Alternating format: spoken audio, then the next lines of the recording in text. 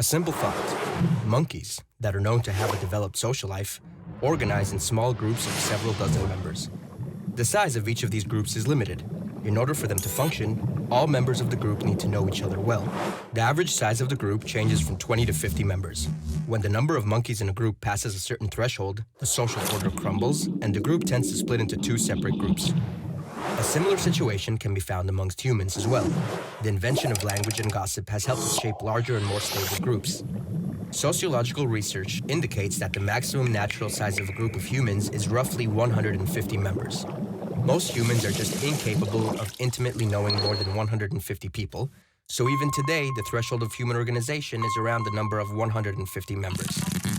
Man is a social creature, and the feeling of loneliness can drive him mad. Yet the Western and modern world sanctions individuality. The individual is measured by personal achievements, such as having a career, wealth, a self-image, and consumerism. In this course of action, many people lose their social and familial connections in favor of a self-actualization ideal.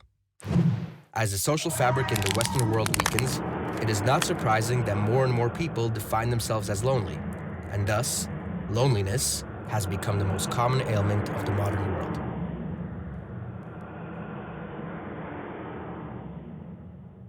One of the possible reasons for this ailment is the online social network.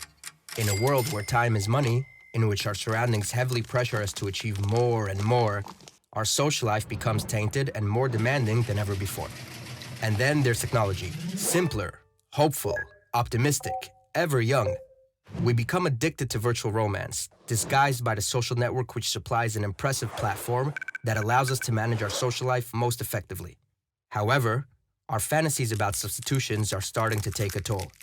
We're collecting friends like stamps, not distincting quantity versus quality, and converting the deep meaning and intimacy of friendship with exchanging photos and chat conversations. By doing so, we're sacrificing conversation for mere connection, and so a paradoxical situation is created, in which we claim to have many friends while actually being lonely.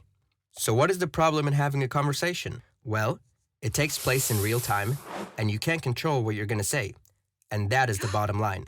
Texting, email, posting, all of these things let us present the self as we want it to be. We get to edit, and that means we get to delete. Instead of building true friendships, we're obsessed with endless personal promotion, investing hours on end building our profile, pursuing the optimal order of words in our next message, choosing the pictures in which we look our best, all of which is meant to serve as a desirable image of who we are. We're expecting more from technology and less from each other. The social networks aren't just changing what we're doing, but also who we are. And that's because technology appeals to us most where we are most vulnerable. And we are vulnerable. We are lonely, but we're afraid of intimacy, while the social networks offer us three gratifying fantasies. One, that we can put our attention wherever we want it to be. Two, that we will always be heard. And three, that we will never have to be alone. And that third idea, that we will never have to be alone, is central to changing our psyches. It's shaping a new way of being. The best way to describe it is, I share, therefore, I am. We use technology to define ourselves by sharing our thoughts and feelings, even as we're having them. Furthermore, we're faking experiences so we'll have something to share, so we can feel alive. We slip into thinking that always being connected is going to make us feel less alone, but we are at risk because the opposite is true.